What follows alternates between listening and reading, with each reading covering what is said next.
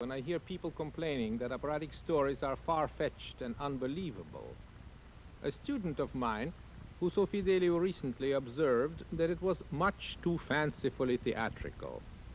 In real life, he said, a woman could not disguise herself as a man, serve as a jailer's assistant, and get away with it.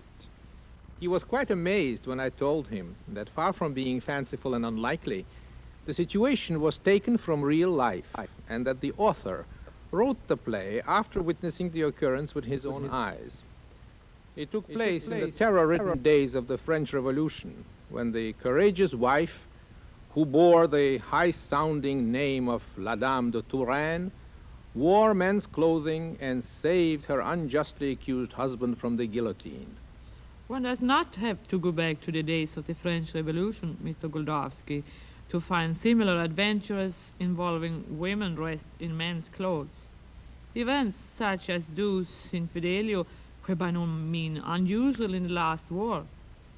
But I'm afraid that modern playwrights and composers prefer a less romantic approach in portraying the relations between husbands and wives.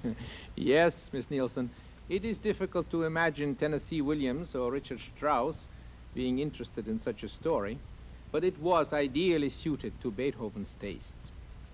Beethoven had a very exalted conception of the nobility and purity of women and refused to consider librettos which pictured women in an unfavorable light.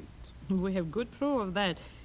In spite of his great admiration for Mozart, he could not understand why Mozart wrote music to the stories of Don Giovanni and Così fan tutte. Beethoven thought that these plots were much too frivolous for a man of Mozart's musical genius. Such women as Elvira, Zerlina, Fiordiligi, or Dorabella did not in the least appeal to Beethoven. But the virtuous Leonore, with her courage, fidelity, and self-sacrifice, was ideal for his musical inspiration. She represented all the qualities that Beethoven felt were necessary for a loving and devoted wife. Maybe that's why he remained a bachelor all his life. You sound a little cynical, Mr. Goldovsky. Why, not at all, Miss Nilsson. I'm just trying to point out that Leonore represented Beethoven's ideal of womanhood, and that his admiration for her is one of the main driving forces behind the music of today's opera. That's true. Even when Leonore is not on stage, the very mention of her name inspires Beethoven to write sublime music. Remember the plays in the beginning of the second act, when the husband Florestan has a vision of the angel who will lead him to freedom in heaven. Ein Engel, Leonoren der Gattin sogleich. An angel with the features of Leonore.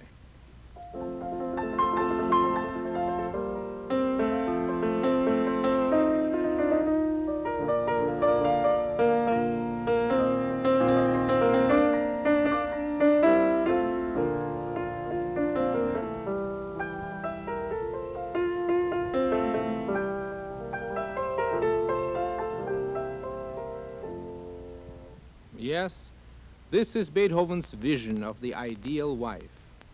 It is only natural, of course, that Florestan, the husband, should sing of Leonore in these rapturous tones. However, I find it very touching that when, in the very beginning of the opera, little Marcellina, the jailer's daughter, thinks of Fidelio, the handsome fellow with whom she has fallen in love, Beethoven gives her also a very moving and greatly idealized musical phrase.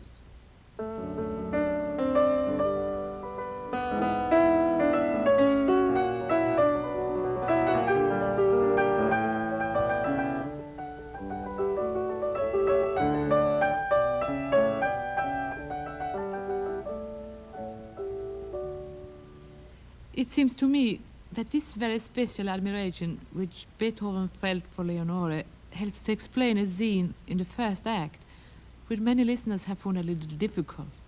Which scene do you mean, Miss Nilsson?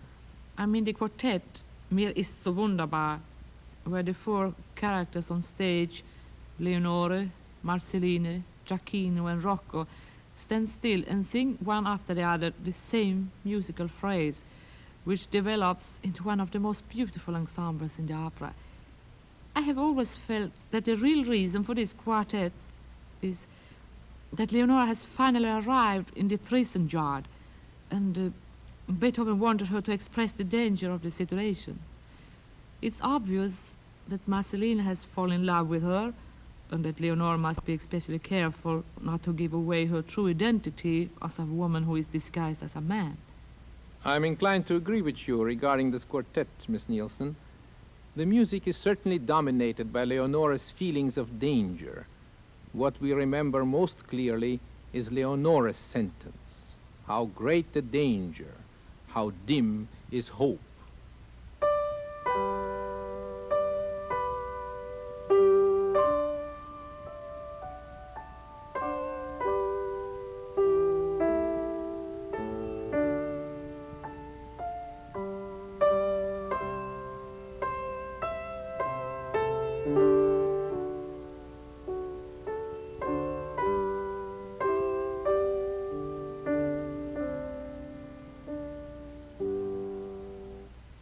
But we must not give the impression that today's opera is only about Leonore.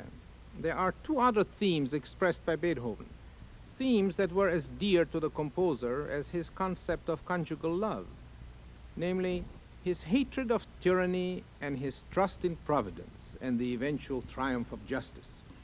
It is obvious that Beethoven hated Pizarro as violently as he loved Leonore.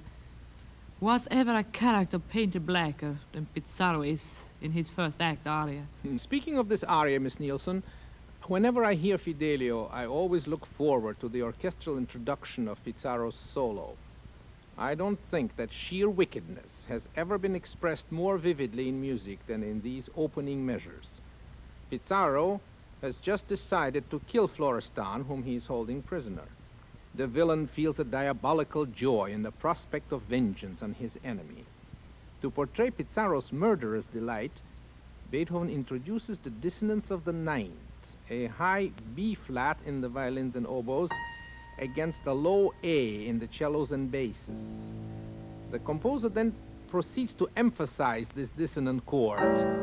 He builds it up by repeating it over and over until we can literally see the black poison of Pizarro's criminal soul spilling over into his exclamation, "Ha, welch ein Augenblick!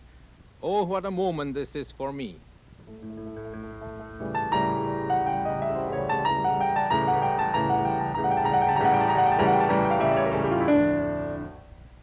A moment ago, Mr. Goldovsky, you mentioned Beethoven's hatred of tyranny and his trust in the eventual triumph of justice.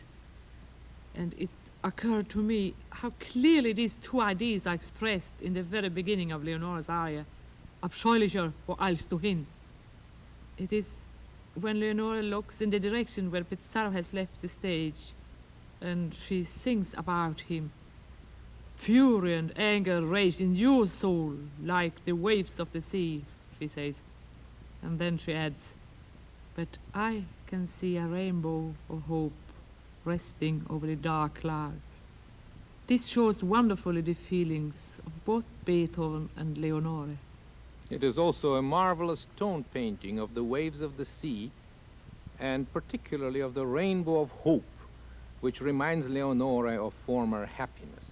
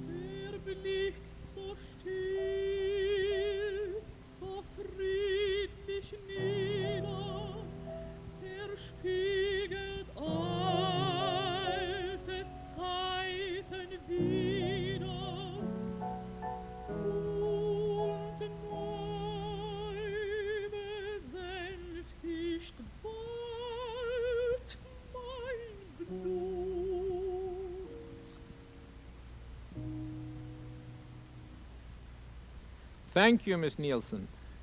This same combination of hatred of oppression and confidence in God is also the dominant mood of the prisoner's chorus in the first act. How touching is the opening of this chorus, when the imprisoned men emerge from the dark cells and stretch their arms to the sky, reveling in the sunshine and the fresh air of the prison gardens. Observe how the vocal lines of the choristers and the accompanying passages of the woodwinds all move upward, as if also reaching up toward the sunshine and the blue sky.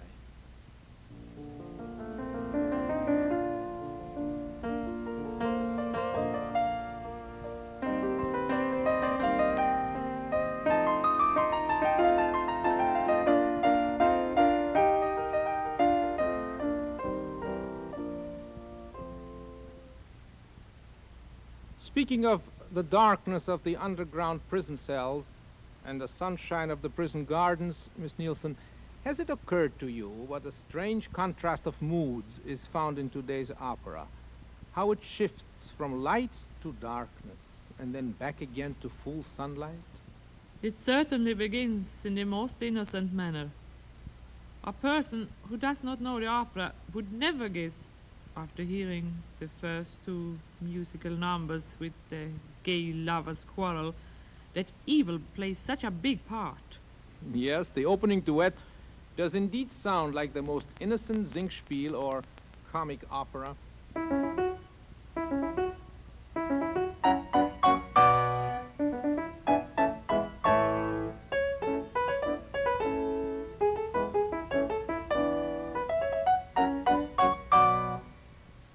But gradually the atmosphere changes, and with Pizarro's decision to murder Florestan, the full extent of the tragedy becomes apparent. Leonora is told that she has been granted permission to accompany Rocco to the underground cell so as to help him dig the grave of the condemned prisoner. She is almost certain that the condemned man is her husband. To dig the grave of my own husband, she sings. What could be more dreadful?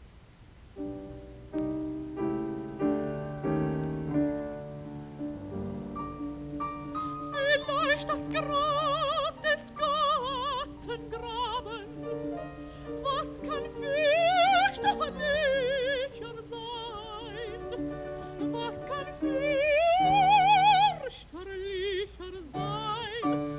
Was? Some critics have complained that such a serious work as Fidelio starts out in such a light-hearted vein. But I think that it makes the pathetic aspect of the story more human and more touching to have it begin in such a completely unheroic manner. The contrast emphasizes the nature of the work. Nobody can complain that the second act is light-hearted. Here we have the total gloom and depression of an underground prison vault. And the very first words that Florestan sings are, "God, how dark it is here, and what a dreadful silence." By the way, isn't it strange, this idea of silence in opera, in music, where you can have anything except silence?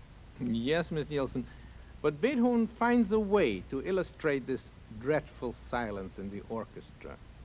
For what does a man hear in total silence but the beating of his own heart? And this is just what Beethoven has the orchestra illustrate at this point. Against a barely audible throbbing of the strings, we hear the heartbeat of the kettle drums.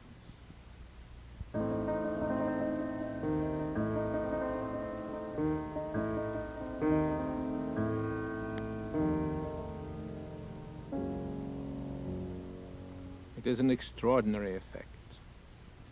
There is another startling effect in this scene.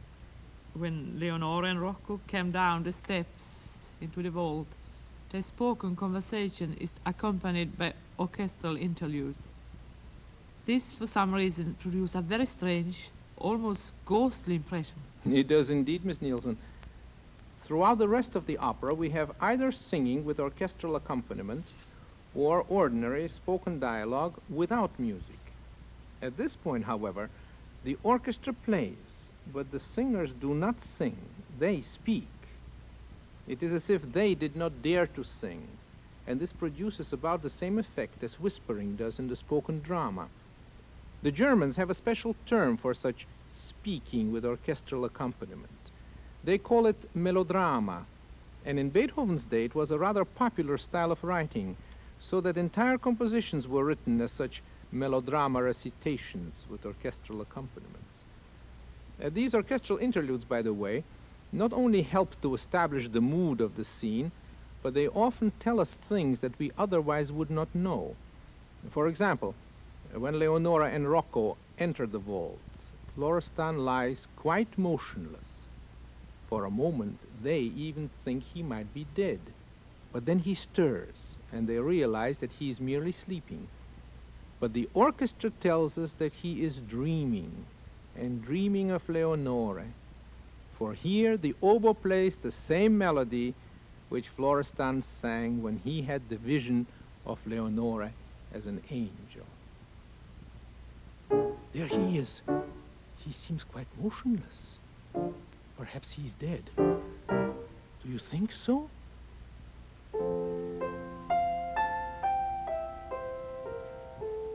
No. He's sleeping.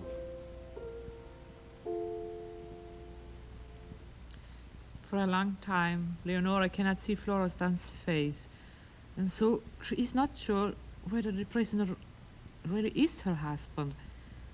Yet she feels such a surge of compassion for the suffering man that she decides to save him, no matter who he is. This is without question the most impressive aspect of Leonora's character. She is willing to risk her life for her husband, and she is also capable of such a noble deed for the sake of a total stranger. This gives her a truly heroic stature. Whoever you may be, says Leonora, I will save you. I will loosen your chains. I will set you free. And when Leonora reaches the word free, the vocal line blossoms into an extraordinary coloratura passage, culminating in a jubilant C major chord, as if Beethoven wished he could set all suffering humanity free.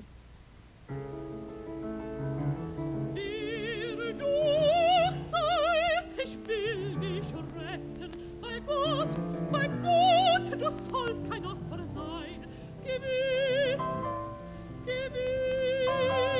ich löse deine Ketten, ich will, du Armer, dich befreien, ich löse deine Ketten, ja, ich will, du Armer, dich befreien, ja, dich befreien. That was glorious, Miss Nielsen. And a little later, after Florestan wakes up and Leonora finally sees that the prisoner is indeed her husband, there comes that heart-rending moment when she gives the starved man the piece of bread she had been saving for him. This is one of the situations that seem so exaggeratedly sentimental when one talks about them, and yet are so deeply moving on the stage. It is Beethoven's music that makes this moment so glorious.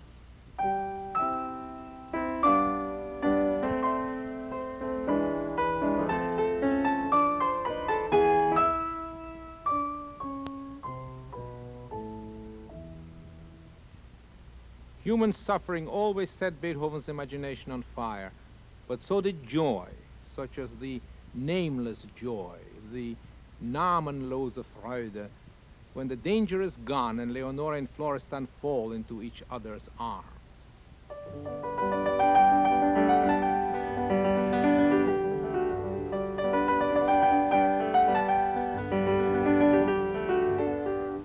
And then again, when they offer thanks to God for his everlasting mercy.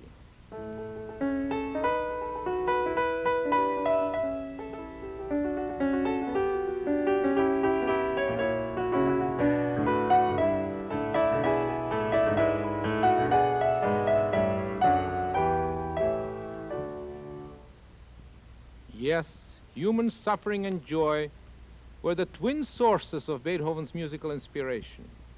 And it is not surprising that one of the greatest of his compositions is the Ode to Joy in the finale of his Ninth Symphony. It seems that Beethoven could set words to music best when they expressed such ideas as brotherhood, freedom, justice, or fidelity. And so it is only natural that today's opera should end with the glorification of Fidelio, of feminine fidelity, of Leonore, whose courage and love saved her husband's life.